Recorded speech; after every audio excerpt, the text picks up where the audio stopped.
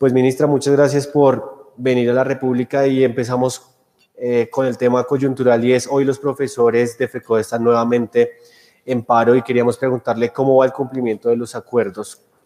Bueno, claramente una pregunta muy importante para el día y por lo que refiere el trabajo de la mano de los maestros y los directivos. Contarte un resumen, publicamos hace pocas horas un comunicado que deja ver no solo que hemos tenido más de 6 sesiones de reunión con FECODE, con su cuerpo directivo en diversos temas, sino que hemos avanzado en el cumplimiento de los acuerdos. Y para ir al punto, te refiero cómo los vamos cumpliendo.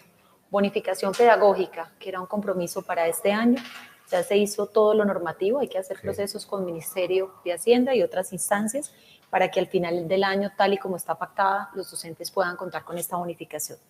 Curso de formación para educadores de la segunda cohorte del proceso de evaluación, que pues era el 12% que no habían pasado la prueba y teníamos que destinar los recursos y las acciones para que ellos puedan tener sus cursos y para que puedan seguir aplicando. Esto también pues ya va avanzando y se tienen asegurados los recursos para cofinanciar estos cursos. La convocatoria de la tercera cohorte de evaluación diagnóstico formativa. Nosotros nos encontramos con que había un compromiso de hacerla en el año 2017. No la hizo el gobierno anterior, no inició los trámites en 2018.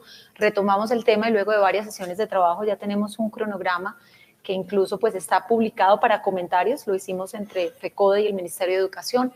Y el paso siguiente ya es trabajar sobre la resolución, que ya da cuenta del proceso de evaluación. Se estuvo trabajando ayer en la mañana dentro de las reuniones temáticas pactadas para tal fin. A su vez, se restablece la comisión de alto nivel para abordar todos los temas de nuevas fuentes para la educación preescolar básica y media, y se ha trabajado en un tema que es fundamental para los maestros y los directivos, que es las garantías a la vida, cómo aunar esfuerzos entre el Ministerio del Interior, la Unidad de Protección y obviamente el Ministerio de Educación y las secretarías para ser garantes de la vida y de las condiciones de nuestros maestros y de los directivos también de FECODE. Sumo a ello, pues un tema que siempre ha estado en agenda, yo me imagino que en estos micrófonos y en otros momentos se ha tocado, y es todo el trabajo referido al FOMAC, a la fiduprevisora, cómo realmente avanzar en todos los temas de calidad de prestación del servicio, de que realmente los operadores cumplan con lo que allí está pactado. Hemos tenido 7 reuniones al respecto que buscan tomar la evaluación de los servicios pactados en la última pues, adjudicación al prestador del servicio, para además revisar tiempos, calidad, operación. Así que será un tema en el que encontrarán, como en todos los anteriores, la disposición del Ministerio y honrando estos acuerdos que han sido suscritos con FECODE. Así van, y la invitación a los maestros, a las maestras y a los directivos de FECODE a seguir en estos espacios de diálogo que iniciaron pues desde que arrancó la administración y que, como ven, pues han dado fruto respondiéndole a la comunidad docente con compromisos pactados que no habían sido ni adelantados ni cumplidos, y que ya, como le acabé de dar en este informe, pues ven las buenas noticias. Ok, Tatiana Arango, sobre un tema que usted tocó, editora de Nuevos Medios, tiene una pregunta. Ministra, ¿cuánto cuesta el régimen especial de salud de los maestros? Bueno, te puedo puntualizar que el presupuesto 2019, la proyección para el régimen de salud y de prestaciones son 9.3 billones, los recursos allí estimados. En esa línea, y devolviéndonos un poco, que este tema siempre es uno de los más, o están en la agenda de los educadores, la comisión de la que usted hablaron, que restablece esta comisión sectorial, sobre todo para buscar recursos para las educaciones tempranas, ¿nos puede contar un poco de qué se trata?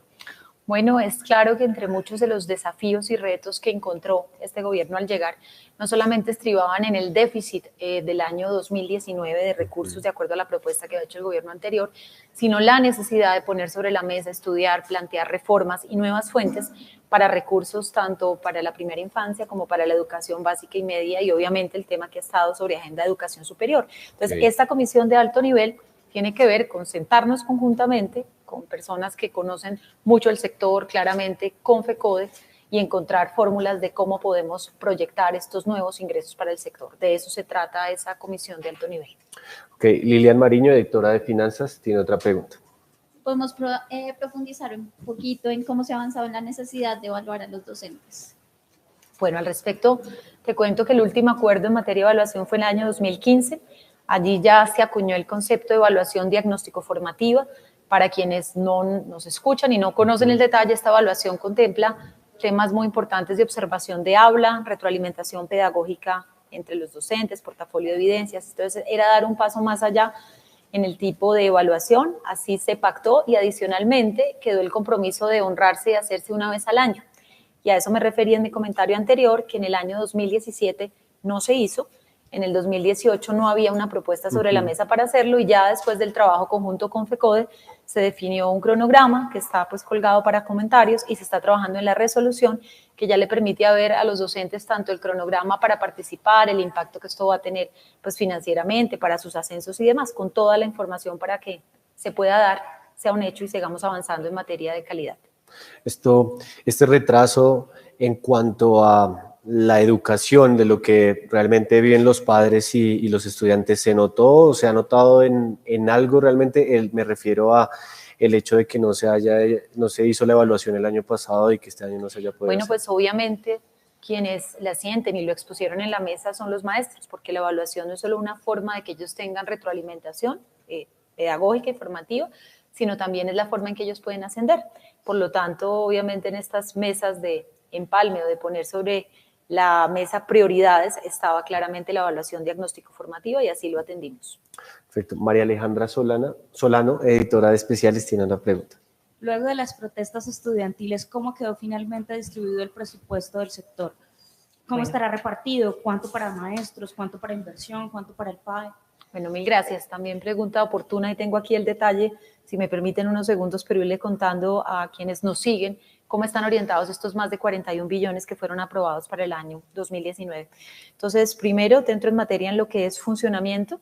En funcionamiento tú puedes encontrar allí todos los recursos del Sistema General de Participaciones, que es donde funciona todo lo referido a los recursos para la educación preescolar básica y media, donde se orientan los recursos para preescolar básica y media.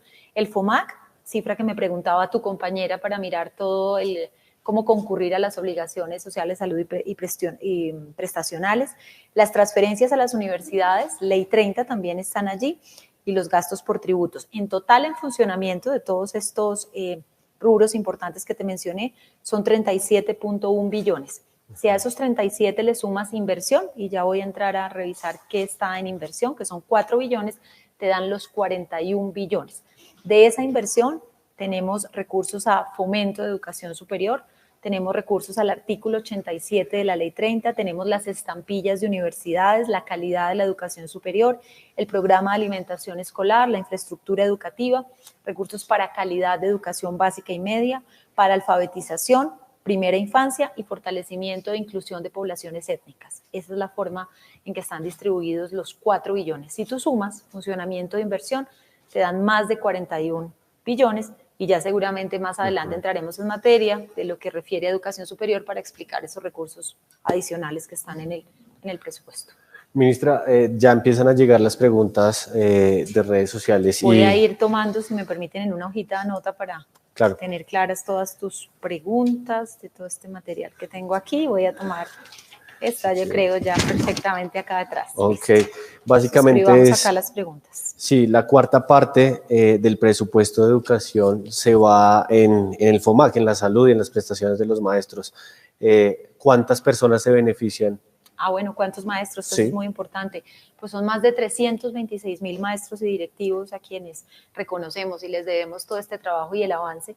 Y por eso hacia ellos van no solamente las medidas que pues mencionamos al comienzo, que son bien importantes cuando hablábamos del tema de FECODE y de los acuerdos, sino también muchos recursos de los que mencioné en el eje de calidad, pues van a ir destinados a unos anuncios que hizo el presidente la semana anterior de acompañamiento a maestros en su formación posgradual, en formación continuada, en todo el tema de investigación para maestros. Entonces, ¿hacia dónde van? Son 326,000. Sí. Y para situar también a quienes nos siguen, de ellos 20,000 son directivos docentes.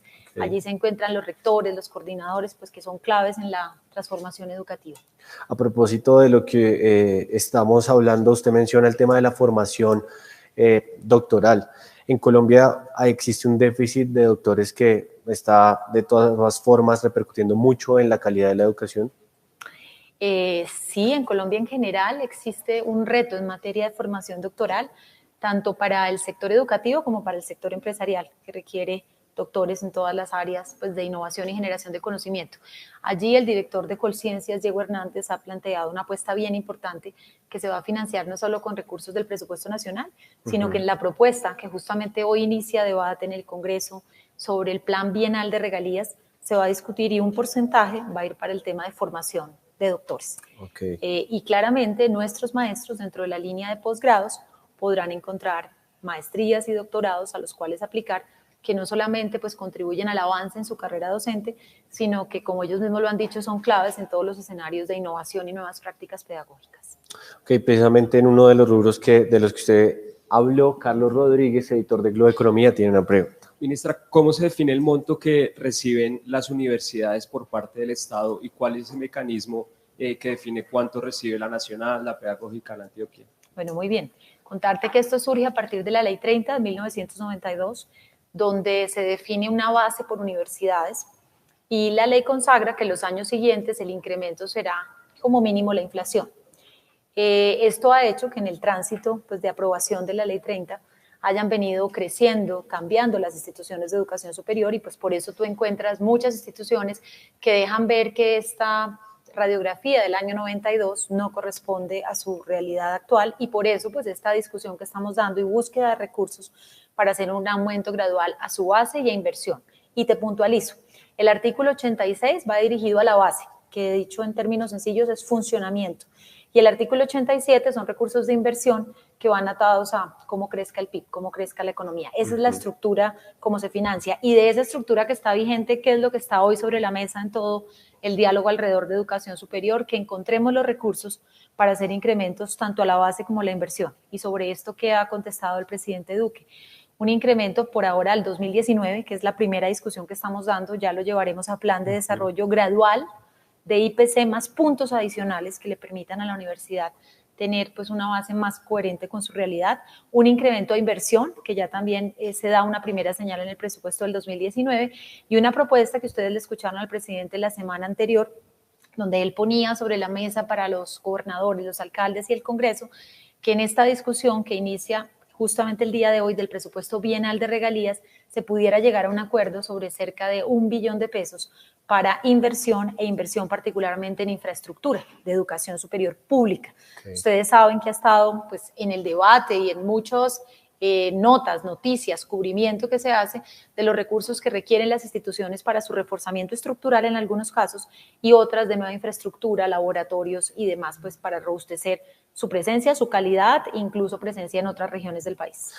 En el cuadro que usted tiene sobre presupuesto, ¿nos puede dar el dato de las universidades en funcionamiento? ¿Cuánto van a recibir? Sí, perfecto. Mire, si nos vamos a los temas de aporte de Ley 30, que están en este rubro, le puedo puntualizar que son 3.9 billones en total los aportes de Ley 30, particularmente 3.890.808 son los aportes de estos dos artículos y adicionalmente en los recursos de inversión, que fue pues la discusión reciente, hay 500.000 millones, que seguramente ahorita los hablaremos, que son los que están destinados tanto a aumento en la base, en la inversión, avance en gratuidad y la línea de excelencia educativa. Además de unos recursos, que creo que también es importante mencionarlos, para el sistema de aseguramiento de calidad, para que pueda funcionar, lo que ha llevado a que avancemos en temas de registro calificado y acreditación de alta calidad. Como sabe, lo mencioné ahorita, nos siguen llegando entonces las preguntas como hacen lo que usted dice y es... La Ley 30 es de 1992, ¿no considera y con base en la evolución también de las regiones, que es algo de lo que usted nos ha contado, hay que reformarla o se podría dar ese debate ahora para reformar esa ley? Pues mire, yo creo que estamos justamente abiertos a que se pongan sobre la mesa qué elementos hay que reflexionar, ajustar para visorar el porvenir en materia de educación superior pública, para fortalecerla. Actualmente los artículos le permiten a usted hacer incrementos mayores a la inflación, o sea, podemos con la base normativa actual dar un primer paso, que no obsta a que se den las reflexiones que complementen con qué otro tipo de reformas se deban adelantar para fortalecer el sector de la educación superior. Ok. Precisamente un tema del que tocó usted fueron los 500.000 millones adicionales para el sector. Digamos que nos precise un poco cómo se va a usar este dinero y tenemos una pregunta y es, en esa propuesta de buscar 1 billón adicional en el marco del presupuesto de regalías, ¿usted no considera que es un poco volátil que estos recursos de regalías, pues que estén dependiendo entonces los recursos de la educación de cómo va el vaivén de los precios del petróleo? Mire, con respecto a esta pregunta es muy importante acuñar las palabras del señor presidente Duque la semana anterior, donde recordaba esfuerzos en 2 líneas. El primero, esfuerzos en recursos de presupuesto nacional, que pues le da mucha más estabilidad y van dando una señal al sector de cómo crecer, y para eso la primera reflexión se hizo en 2019 y se hará ahora para plan de desarrollo, y allí encontrarán pues una senda estable de crecimiento de recursos. Pero además, y lo puso sobre la mesa, pues importante que para seguir sumando, porque usted sabe que esto es un tema de muchos años donde no se respondió sobre la materia, traer también a la mesa recursos de regalías. La naturaleza misma de regalías, de los recursos, da para que no sea para gasto recurrente. Por lo tanto, justamente la propuesta es para inversiones, y para inversiones de proyectos que sabemos las universidades han venido preparando de tiempo atrás, que están listos, que les falta financiación y que tienen que ver con mejorar sedes, tener presencia incluso en otras regiones, hacer reforzamiento en muchas de sus sedes y mejorar las condiciones de los estudiantes. Entonces creemos que si se logra esta aprobación en el presupuesto bienal, que así lo aspiramos, que tengamos el concurso de los gobernadores, de los alcaldes y del legislativo, pues eso se vuelva un referente y para el siguiente plan bienal pues podamos mostrarle a los distintos actores cómo las universidades se ejecutan, cómo esto ha cambiado realidades y se vuelva una fuente complementaria. Para nada estamos diciendo que esa fuente va a reemplazar los recursos de funcionamiento, ni mucho menos, sino va a ir orientada a inversiones estratégicas. Y entonces nos están pidiendo que si puede ser un poco más específica, aprovechando que tiene el cuadro ahí, sí, del presupuesto, en inversión, en los 4 billones de inversión, ¿cómo se van a distribuir? Si nos puede dar montos y algunos rubros. Bueno, entonces yo creo que arranco por 2 cifras iniciales, voy a concentrar primero en educación superior y luego paso a los otros ejes. Entonces, para educación superior en la inversión está la inversión que consagra lo referido a Ley 30 del artículo 87, que son en total 86.824 millones. Estampilla de universidades son 90.000 millones. Calidad de educación superior son 25.206 millones. Ahí tendría el grupo que hay, más fomento a la educación superior, que son 613.000 millones. Okay. Esos son los rubros grandes en materia de educación superior. Luego te puedo acuñar los que refieren a educación básica y media. Está el programa de alimentación escolar con más de 1.075.000. Está el programa de infraestructura educativa tan requerido por las regiones y en la ruralidad, son más de 432.000 millones. Está calidad de preescolar básica y media, 226.000 millones. Ahí te hablaba de todo el trabajo con los maestros, el trabajo de textos pedagógico, alfabetización son 49.000. Primera infancia, 45.000, que es el aporte del ministerio al programa de primera infancia. Recordemos que hay sumas recursos de ICBF, de MinSalud y también de Mincultura. Y finalmente, fortalecimiento de inclusión a poblaciones étnicas. Eso compone el presupuesto de inversión. Perfecto. Y con base en eso, de lo que hemos hablado y estas cifras, no sé si usted o con base en las cuentas del ministerio, ¿en cuánto puede llegar a ser la desfinanciación de las universidades y cuánto, digamos, de ese billón que esperan que se apruebe, de lo que ya hemos hablado, cuánto cree que entonces es como deficitario o de ahí se debería ir a infraestructura? Bueno, son 2 cifras las que se han puesto sobre la mesa por parte del sector de la educación superior. La primera, un desfinanciamiento a la base, y han hablado de cifras alrededor de 3 billones o 3.5. La segunda, con referencia a infraestructura, en la cual mezclan tanto los retos de los años anteriores que no pudieron cubrir, como la proyección a futuro de qué necesitarían para tener pues, las mejores sedes para los estudiantes. Entonces, la respuesta al tema de inversión la estaríamos dando desde 2 fuentes. La primera sería presupuesto nacional. Hay una primera respuesta de 223.000 millones. Se le sumaría, si el tránsito del proyecto es positivo, 1 billón. Y pues la proyección que uno mira es que puedan contar las universidades en este cuatrenio en total con temas de inversión y de apoyo a su fortalecimiento de más de 4 billones de pesos, con distintas fuentes, ¿no? Fuentes de presupuesto nacional, por el lado de inversión y por el lado del plan bienal de regalías.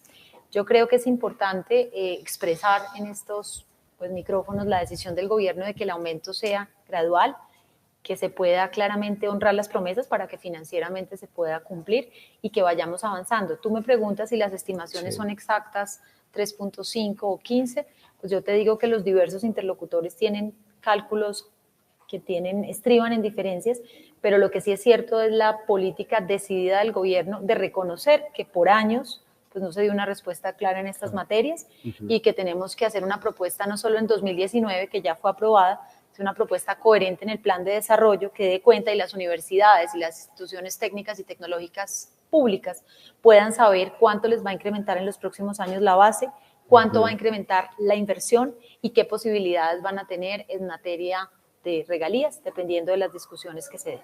De ser positiva la discusión de este proyecto, desde el ministerio, ¿usted está pensando en liderar o crear algún tipo de comisión o una disposición de algunos funcionarios para que le hagan seguimiento a la ejecución de esas regalías? Totalmente, yo creo que es nuestra misión, si todo sale en el sentido que tú lo estás comentando, acompañar a las universidades, acompañarlas para que podamos usar las regalías. Tú sabes todo el debate que hay de los últimos años de que se asignan regalías y no se da la ejecución.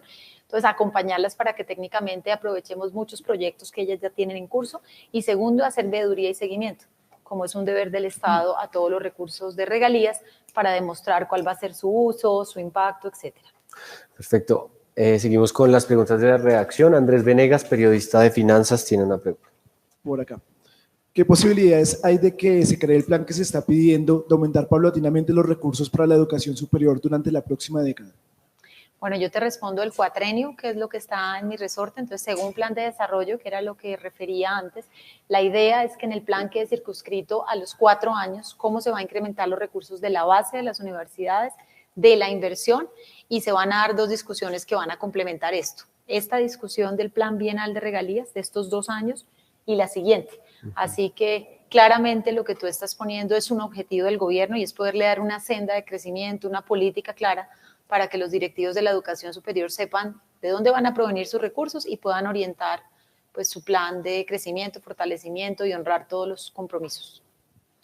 Okay. Laura Bolaños, periodista de finanzas, tiene otra pregunta. Por acá, ministra. ¿Habrá algún tipo de reforma para los créditos del ICETEX como están pidiendo los estudiantes? Bueno, sobre el ICETEX contarles varias cosas. Yo creo que de lo que se encuentra tenemos que iniciar acciones en 3 ejes principales. Primero, en dar una mucha mejor respuesta y más oportuna a los estudiantes, a sus familias, al seguimiento de mucho de lo que ocurre con los beneficiarios para reducir su tasa de deserción, para realmente acompañarlos a que sea una graduación efectiva. En segunda instancia, una revisión de toda la política de alivios. Y para la política de alivios, y me estoy refiriendo a los deudores, pues nos toca generar ajustes y reformas tanto normativas como de fuentes de recursos, porque tú sabes que las restricciones por la naturaleza misma que tiene el ICETEX, los recursos que son de su fuente, para qué los puede destinar y cuáles otras fuentes tiene que conseguir para poder hacer realidad este plan de alivios. Entonces estamos en ello y te hablaría de una tercera línea que es mayor foco en las regiones, pues con todas estas alianzas que se tienen además con las entidades territoriales para permitir que muchos más jóvenes también tengan esta oportunidad. Ministra, en el tema de fondos y de la estructura financiera de la que usted nos puede anticipar algo respecto a cómo entonces está viendo ese tema del ICETEX desde el ministerio. Bueno, lo estamos trabajando para incluirlo en la propuesta que llegará a plan de desarrollo. Justamente lo que estamos mirando es cómo generar nuevas fuentes que no solo sean del presupuesto nacional para que la entidad sea más robusta y cómo generar una base normativa para que con otras fuentes se pueda generar también la política de alivios, cómo dar una mejor respuesta a todos los estudiantes y cómo pues generar una política desde el ICETEX muy asociada a calidad, a reducir deserción, a garantizar tasas de graduación. Entonces, eso es parte de lo que a hoy estamos trabajando y que en su momento será parte del plan que se someta a consideración de las regiones y ya estarán también en los distintos escenarios del Congreso las revisiones sobre este tema. Okay. Mario Chávez, editor de Economía, tiene una pregunta. Ministra, explíquenos por favor el plan Generación E que ustedes anunciaron recientemente y de dónde van a salir estos recursos para que no pase lo que estaba pasando con Serpilo Paga. Bueno, entonces dos respuestas a tu pregunta. La primera, evidentemente, como dijimos desde las primeras semanas que llegamos al ministerio, encontramos una cuota de presupuesto de inversión de 1.9 billones, que no permitía honrar pues, los compromisos que tiene el sector. Después de las discusiones en el Congreso, esta llegó a más de 4 billones. y allí pues estuvieron muchos temas que estaban desfinanciados, incluyendo plan de alimentación escolar, recursos también para la primera infancia, para la calidad de básica y honrar los compromisos con los maestros, etcétera. En este contexto te pongo que salió a la luz la discusión de honrar los compromisos con los 40.000 jóvenes. Estos compromisos se honrarán, pero claramente había allí una prioridad de que el ministerio trabajara en replantear toda la política de acceso, de equidad a la educación superior. Entonces, además de honrar estos compromisos, estas semanas, estos meses, estuvimos trabajando con todo el sector para hoy dar a conocer lo que es la propuesta Generación E. Generación E, pues una primera diferencia es que es una política de fomento a la educación superior, y la educación superior es pública, que no solamente incluye excelencia, sino que incluye dos elementos más importantes. El primero de ellos, avance gradual en la gratuidad, y me voy a referir en breve. Esto significa que aquellos estudiantes que ingresan, que hacen su proceso de ingreso a la universidad pública y que tienen condiciones de vulnerabilidad socioeconómica, recibirán un apoyo por parte del gobierno. Primero, entregando pues los recursos de lo que él pagaba tradicionalmente de matrícula, entregándolo a la universidad, pero adicionalmente haciendo un esquema conjunto con el DPS, de entregar también unos recursos de manutención que llegarán directamente al estudiante, porque son familias donde el proyecto de vida de ese estudiante casi que va a valorar lo que pase con esa familia. Allá habría un esquema de acompañamiento, sobre todo para lograr que este muchacho efectivamente logre un tránsito efectivo en la educación superior, se gradúe y pues pueda acceder al mercado laboral.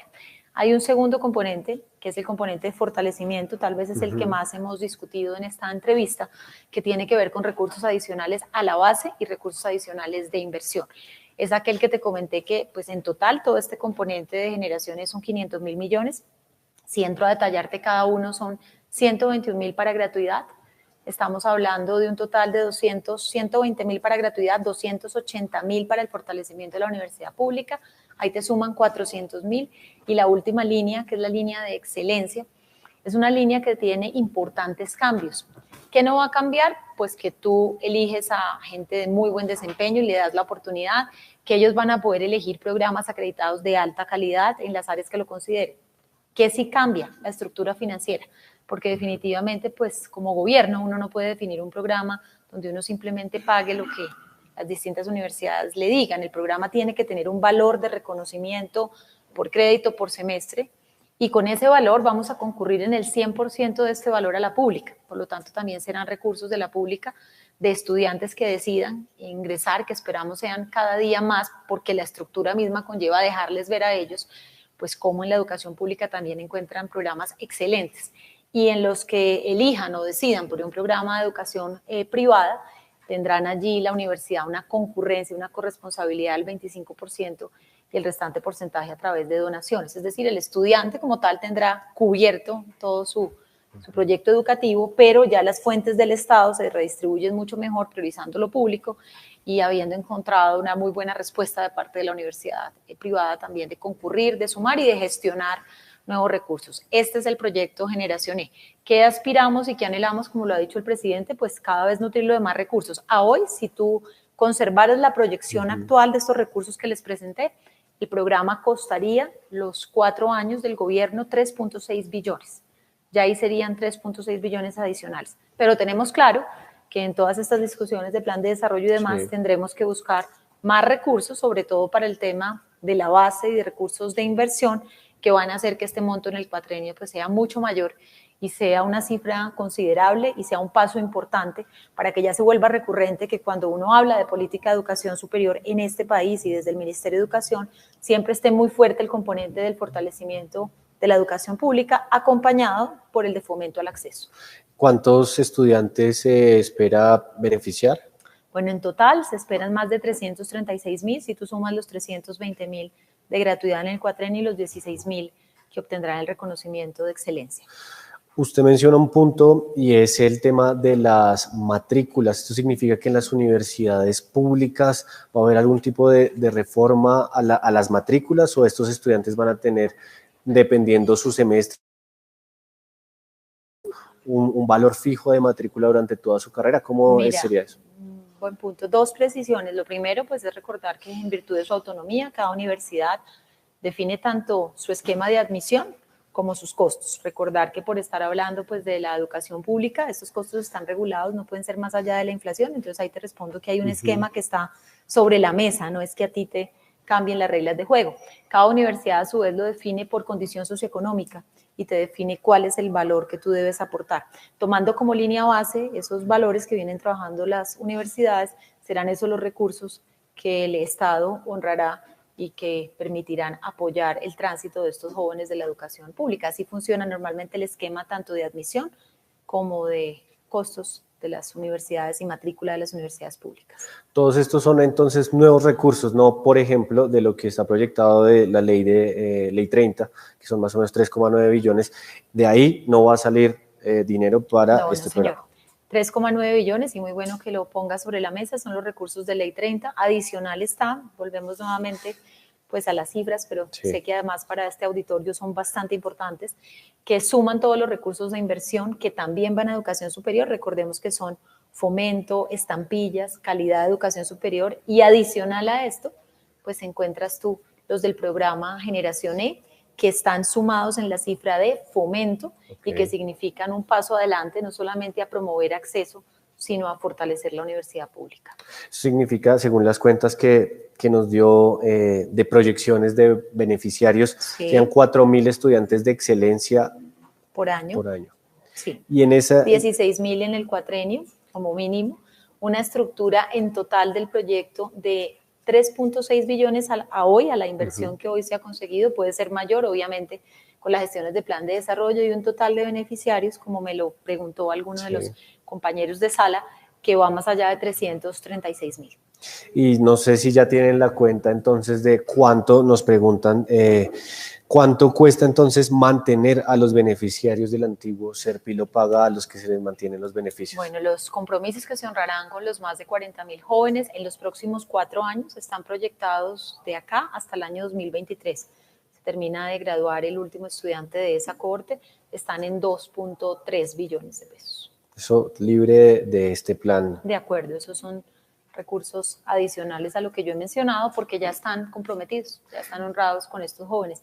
Entonces, todo el esfuerzo que le tocó a esta administración, además de encontrar pues, un presupuesto claramente desfinanciado desde inversión, era lograr un presupuesto que honrara compromisos, tener pues ya este proyecto de vida asociado a los jóvenes, que también vamos a tener que cada año incluir el presupuesto, y presentarle al país una nueva propuesta con recursos adicionales, obviamente sujeto a seguir encontrando aumentos, pero que ya pone sobre la mesa recursos para funcionamiento, para inversión y recursos para acceso.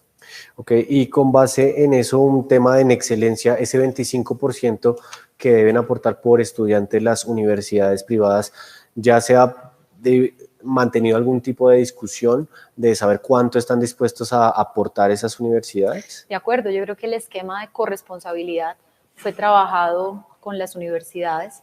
Fue claramente una señal de decir, tenemos que sentarnos a replantear de forma donde no solo concurra el Estado, sino también concurra lo privado. Y yo creo que tiene que ver también con la responsabilidad en materia de inclusión, de reconocer y atender la diferencia y de promover que uno se encuentre como igual en materia académica en distintos espacios. Y yo creo que eso es, y hemos encontrado allí también una respuesta positiva por ellas de responder a este nuevo esquema.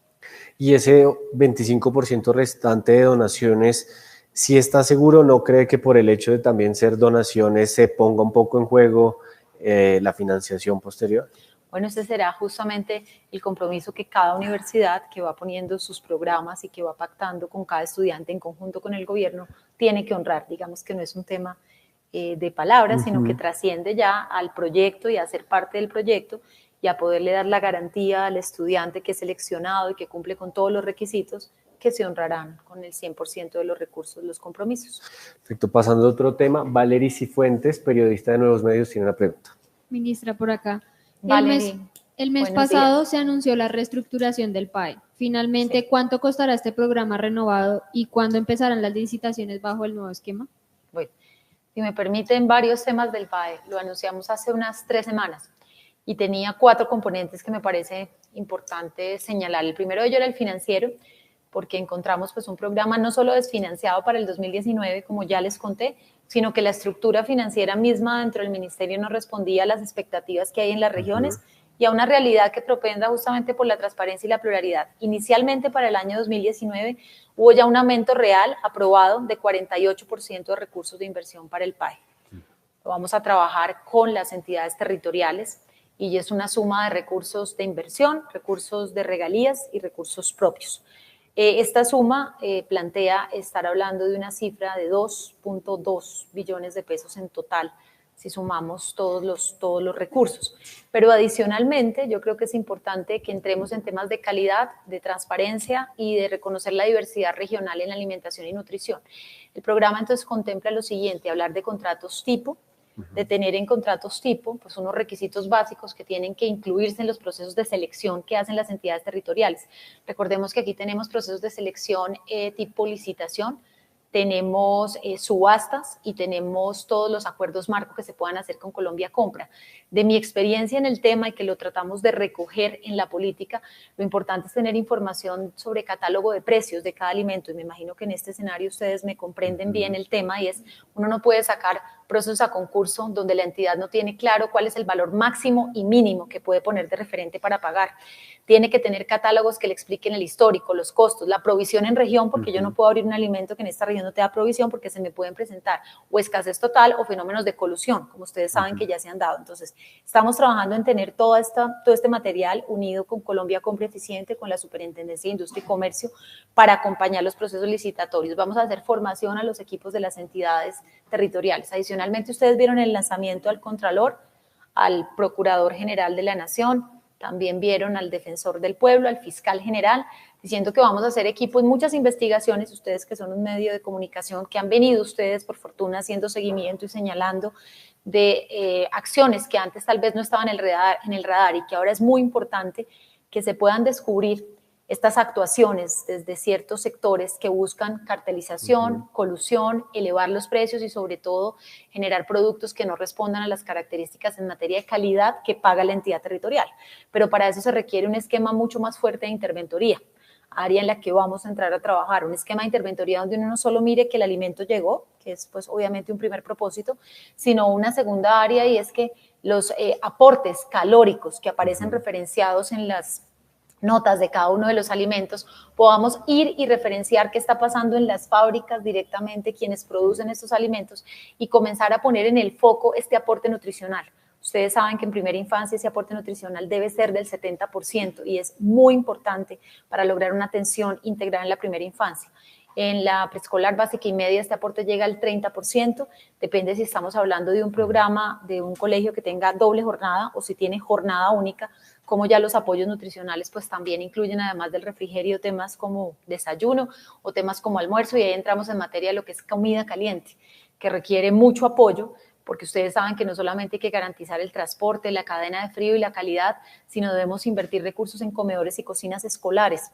Cuando la gente mira lo que ha pasado con la alimentación escolar, no tiene sobre la mesa la cifra de que la mayoría de los colegios en su momento fueron construidos sin comedor y cocina.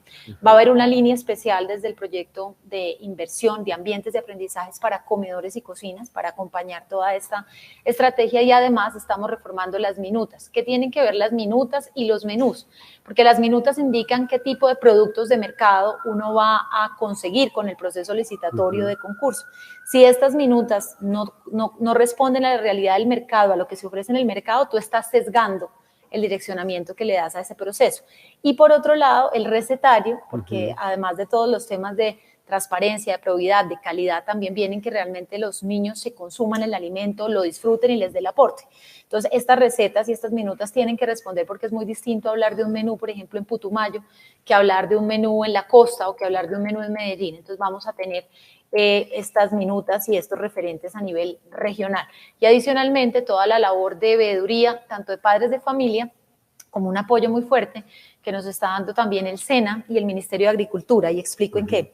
El SENA en todo el acompañamiento al interior de las instituciones para el funcionamiento del programa, porque las instituciones como tal, pues ni tenían comedores ni cocinas, ni en su momento estaban preparadas cuando llegó la responsabilidad del sistema. Entonces tenemos que acompañarlas en la operación de un programa que no es menor, que tiene muchas responsabilidades y que pues sabemos que todos queremos unir esfuerzos para que sea positivo para los niños. Y con agricultura, porque siempre nos ponen de idea, bueno, ¿y qué pasa con los productores de verduras, con los productores de frutas de las regiones? ¿Cómo lograr incorporarlos a que uno maneje una cadena de producción también local que se pueda presentar a los procesos de alimentación escolar? Como ven, son un sinnúmero de medidas, son casi 15 entidades que han rodeado el Plan Nacional de Alimentación, un decidido apoyo del presidente no solo en recursos, que ya se materializó en el 2019, sino que se va a ver en el plan de desarrollo, y sobre todo una necesidad sentida de que el país comience a ver estos cambios materializados en transparencia, materializados en pluralidad de oferentes y materializado en que mejora la calidad y la satisfacción de los niños de la ración dentro del plan de alimentación escolar. Tratar de tocar allí todos los temas de la reforma propuesta por la administración en esta materia. Pero entonces esos procesos de licitación, o sea, quien quiera, esos nuevos participantes cumpliendo todos estos requisitos, ¿cuándo empezarían? ¿Cuándo sería listo? Bueno, el anuncio lo hicimos hace 3 semanas, hicimos una primera reunión con secretarios de educación, la segunda se hace ahora en noviembre, va a ser una primera capacitación, vamos a tener los términos anexos de todas estas condiciones que les digo para que ellos los puedan tener de base y el acompañamiento a cada secretaría.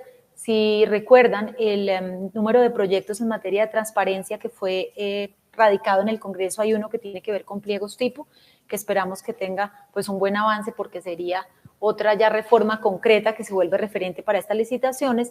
Y en plan de desarrollo, en los artículos de la ley del plan, pues también es muy importante incluir varias de las medidas y tienen que ver con un tema que tal vez no mencioné, que vayan orientadas a garantizar que sea viable inhabilitar a los proveedores cuando no cumplen con las condiciones.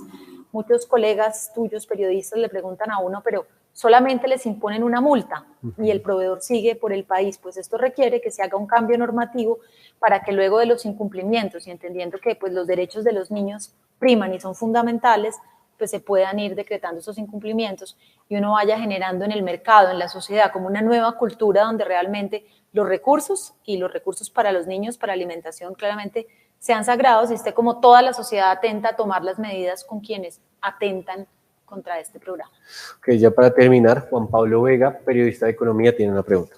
Ministra, tengo 2 temas que me gustaría que nos contara. El primero tiene que ver con la infraestructura y con el déficit de infraestructura en las universidades. Me gustaría saber cómo lo han identificado, digamos, cuáles son las principales dificultades en este tema, si hay un monto estimado, y me gustaría también que nos contara en qué avanza la jornada única en la educación escolar. Bueno, si te parece voy a aprovechar que pusiste el tema de infraestructura y te lo respondo en 2 sentidos, en la básica y media y en la superior, porque yo creo que también ha sido un tema que ha estado allí en la prioridad de los entes territoriales. Se crea hace unos años el FIE, que es el Fondo de Infraestructura Educativa. ¿Qué encontramos del FIE? Encontramos un total de alrededor de cerca de 11.000 aulas en proceso. De estas aulas en proceso, el 50% está en fase de diseño, por lo tanto es nuestro deber llevarlas a feliz término, dotarlas y ponerlas en operación, aulas que van a ir para el tema de jornada única, y un 50% que tienen un avance promedio del 30%, pero una realidad de identificación de problemas contractuales y de ejecución. Ustedes han oído de pronto a varios mandatarios locales hablando de que vincularon o recursos, sumaron recursos en el año 2016 y aún no ven las aulas construidas. Ahí hemos entrado a hacer pues un plan de mejora, ir a cada región a dejarle ver al mandatario local la respuesta del contratista, evidenciarle los incumplimientos y compartir con él las medidas jurídicas que tomaremos para que realmente se reactive esta infraestructura. Con eso, tú esperarías tener al final de cuatrenio estas cerca de 11.000 aulas en operación. Ahí pues como ves vamos a tener varias medidas de corte jurídico importantes y yo creo que un gran pacto por la infraestructura, porque lo que tiene que pasar en el país es que se le cumpla y se le honre pues tanto a los mandatarios, al gobierno nacional como a los niños. Yo creo que esa debe ser cultura en general del sector de infraestructura. Adicional a eso, el gobierno va a sumar recursos, ya puedes ver el presupuesto del año entrante cuando menciona inversión, habían cerca de 400.000 millones para la infraestructura de todo lo que era preescolar, básica y media. Queremos hacer visible una línea para mantenimiento y fortalecimiento de las instituciones, porque no solo requieres nuevas, sino hay instituciones que tienen más de 40, 50 años que requieren que el Estado haga una inversión para mantenerlas. Vamos a tener la línea para el tema de comedores y cocinas, que mencioné a razón del plan de alimentación escolar, la línea para primera infancia, que es una gran apuesta y todavía si tú miras en zonas rurales no hay la infraestructura adecuada y además pues todo el acompañamiento a los avances de jornada única, y ya lo uno con esa otra pregunta tuya, cuya línea de base es 12% en la actualidad y que pues el gobierno quiere hacer y proponer en el plan de desarrollo un aumento gradual y con responsabilidad. ¿Y por qué menciono estas dos palabras? Porque sabemos que la jornada única requiere inversiones en infraestructura, en alimentación escolar, en docentes y en toda pues, la reforma o la apuesta pedagógica que se haga. En esto queremos pues, brindarle al país unas cifras que vayan acompañadas de calidad, que sean también respetuosas de las dinámicas regionales y que involucren estos 4 elementos. No es solo sumar por sumar a la meta, sino hacerlo con estos 4 elementos, y por eso quería hacer allí la precisión de lo que va a ser la característica de este trabajo en jornada única. Y me voy a educación superior, nuevamente infraestructura, pues contarte que hay una cifra estimada, que es la que los rectores y las autoridades han puesto sobre la mesa, que es de 15 billones, cifra que te digo contempla tanto necesidades de infraestructura de los últimos años como la proyección que ellos tienen de infraestructura. Entonces, sobre proyectos que tienen las universidades, que yo te decía que en su momento, con base en el CREE, que fue el recurso de reforma tributaria que estaba destinado para inversión, ellas fueron proyectando su plan de infraestructura y tienen muchos proyectos que están formulados, que están avanzados, y son los proyectos que nosotros queremos participen. Si en el debate en el Congreso y con los alcaldes y con los gobernadores sale aprobada esta propuesta de este billón para infraestructura, pues sería la primera forma de responder en concreto a este plan que tú has puesto sobre la mesa y que contempla tanto acciones orientadas al mantenimiento y al reforzamiento estructural como también a nueva infraestructura.